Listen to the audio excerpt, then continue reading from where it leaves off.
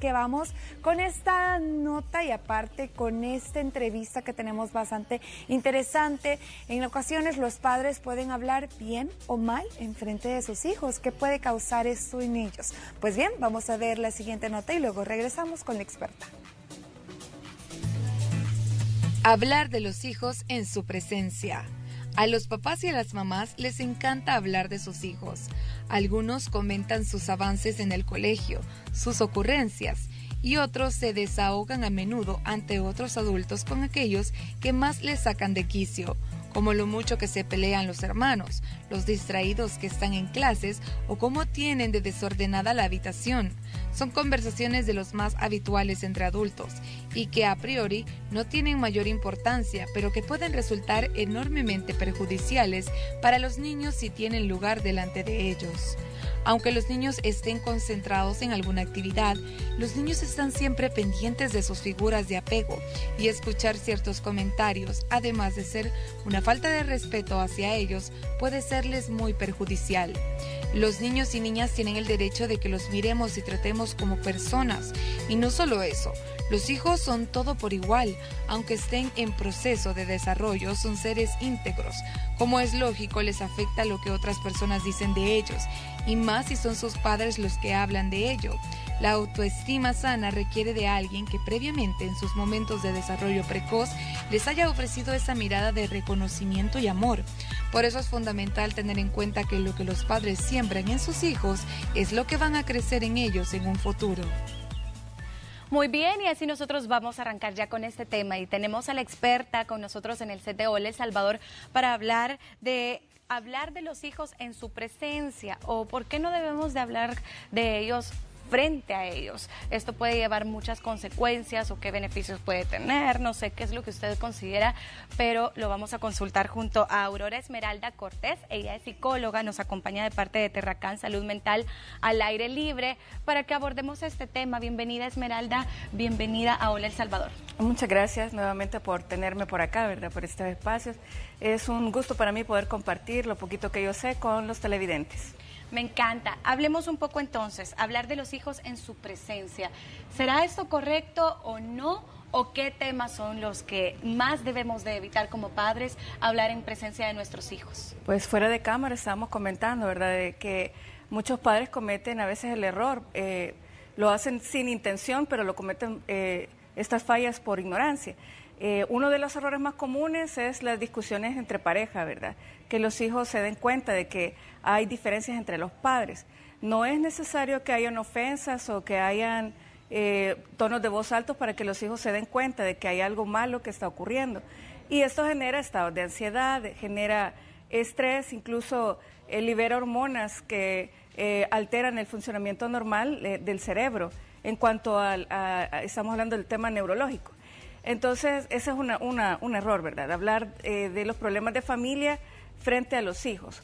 Otro tema que hablábamos era el de los temas sociales, la economía del país, la delincuencia, los problemas con los vecinos, las dificultades que en la escuela, ¿verdad? Cuando hay algo que no nos gusta de la escuela o del colegio, y los hijos se enteran porque nosotros damos una opinión negativa sobre lo que estamos viviendo, ¿verdad? Eso no es apropiado y no es aconsejable. Ok, serían esos dos puntos como los más recomendables. Los más comunes, sí. O comunes a no tocar frente a los hijos.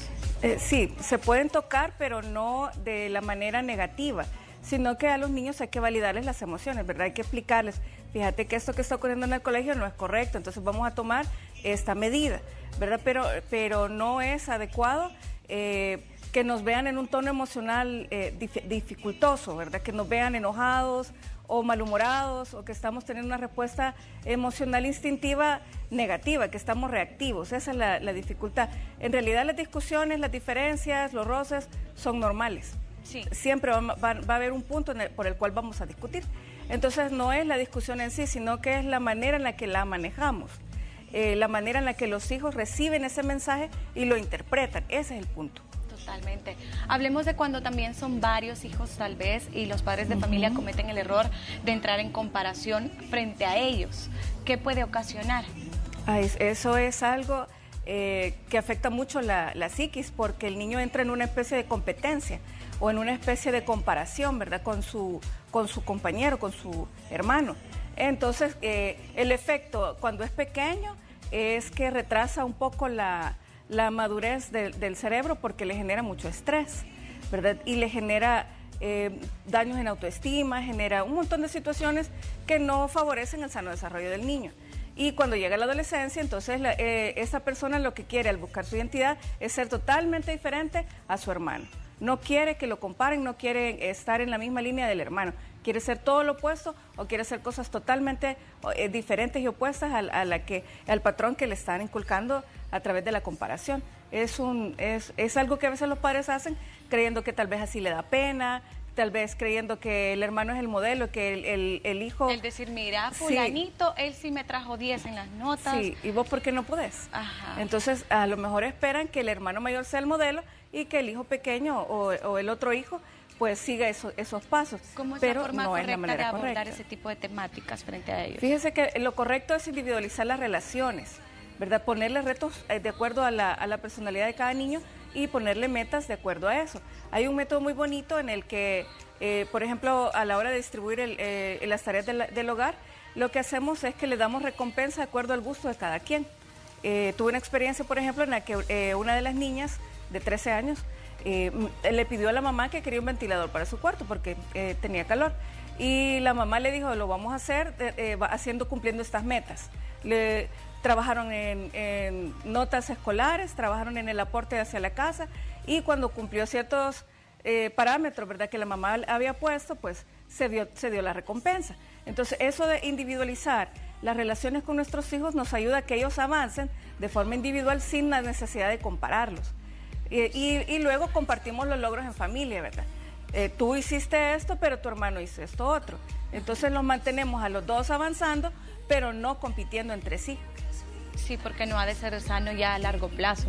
También comentaba, licenciada, sobre los temas sociales o temas que probablemente ya son más de adultos, pero ¿por qué esto genera alguna consecuencia negativa en los niños?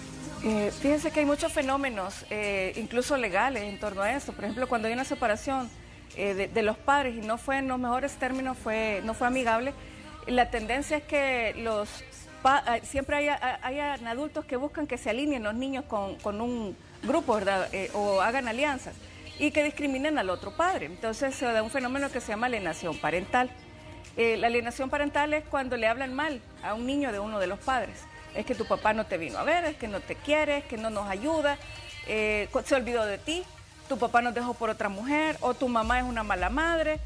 Cuando hay abuelos, tíos o vecinos que hacen comentarios inapropiados, pues se genera una especie de acoso que se puede comparar al bullying. Y esto pues tiene efectos negativos de todo tipo. Hay una lucha en la identidad del niño y esto le causa daño, ¿verdad?, emocional. Genera ansiedad y eso libera cortisol. El cortisol es inflamatorio. Entonces, genera muchos efectos no solamente psicológicos, sino que emocionales, conductuales, porque los niños que se sienten mal se portan mal, empiezan a tener conductas destructivas o conductas ansiosas. Y con el paso del tiempo, pues también se enferman. Son propensos a alergias, son propensos a enfermarse del estómago, y a inflamaciones como la colitis. Cuando entramos a la vida adulta, ya tenemos problemas de colitis o ya tenemos problemas de musculares o de dolores de cabeza, alergias y otros temas, ¿verdad?, relacionados al estrés. Sí, hay muchos padres de familia también que a veces no están de acuerdo con las decisiones que pueda tomar las autoridades en el kinder o en el colegio. Entonces, estos empiezan a hablar de este tema frente a los hijos. ¿Cómo sería la manera correcta de abordar estos temas y cuál es la consecuencia negativa también de hablar yo de esto frente a ellos? Las consecuencias son negativas desde cualquier punto de vista. Según estudios que han realizado en Sussex, en Inglaterra, psicólogos y psiquiatras que se dedican al área infantil, pues se ha determinado que afecta no solamente porque el niño se sintió mal, ¿verdad? Y eso va a pasar y es temporal. Afecta en su desarrollo neurológico, es decir, se retrasa el desarrollo de la corteza cerebral y eso hace que tengamos dificultades para socializar correctamente. ¿Desde cuándo empieza a afectar? Desde que es bebé. Muchos padres de familia o muchos adultos creen que los niños no se dan cuenta de las dificultades y de los problemas. Un bebé de 6 meses ya es propenso a sufrir estrés y depresión. Entonces, desde tan pequeña edad, los niños, incluso antes de nacer, ya perciben las emociones y el entorno en el que se van a desarrollar. Así que hay que procurar que los niños tengan un sano desarrollo, buscando que nosotros como adultos cuidadores tengamos estabilidad y equilibrio emocional. Es decir, darnos cuenta de que tenemos que manejar nuestras emociones y no dejarnos que nos alteremos, ¿verdad?, por las acciones de ellos o por las acciones de los demás en el contexto en el que nos encontramos. Sí, yo no estoy de acuerdo de repente en alguna decisión que la maestra ha tomado o en algún acto que ella pues haya puesto a hacer a mi hijo también, pero la maestra considera que es lo correcto, o en el colegio esa es la forma también de llevar a la disciplina. ¿Cómo debo yo de abordar estos temas? En privado, ¿verdad? Hay que hablar con la maestra en privado y decirle todo lo que yo pienso sobre sus acciones y sobre las decisiones que estamos tomando, y tratar de resolverlo lo mejor posible sin llegar al conflicto, ¿verdad?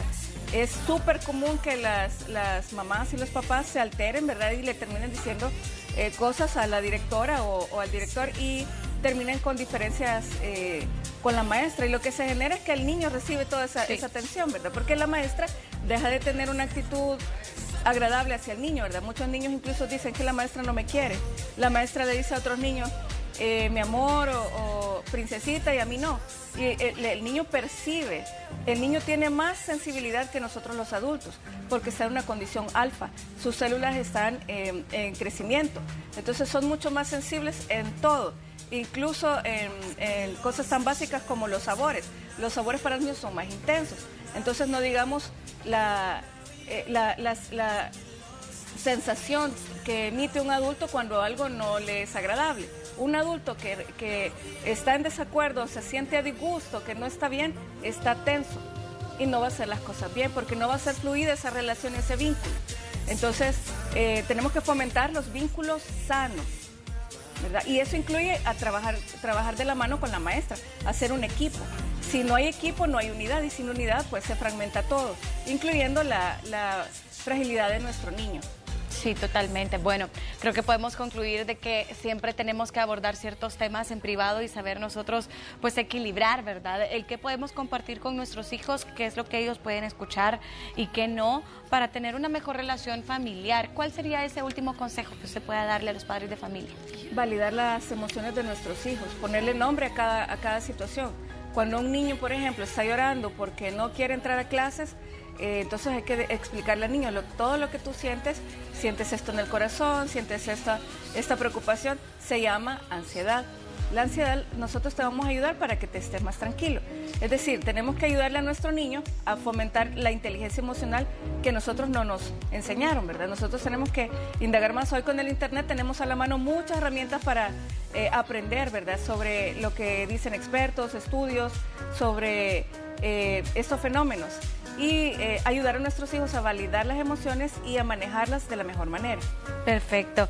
Gracias a la licenciada Aurora Esmeralda Cortés. Ella es psicóloga clínica de parte de Terracán Salud Mental al Aire Libre. Los contactos también aparecen en pantalla por si usted quiere hacer una cita al 6135-8226. Licenciada, muchas gracias. Muchas gracias. Ahí estábamos hablando de este tema, ¿verdad? Hablar de los hijos en su presencia. Nosotros así vamos a continuar con más de Hola.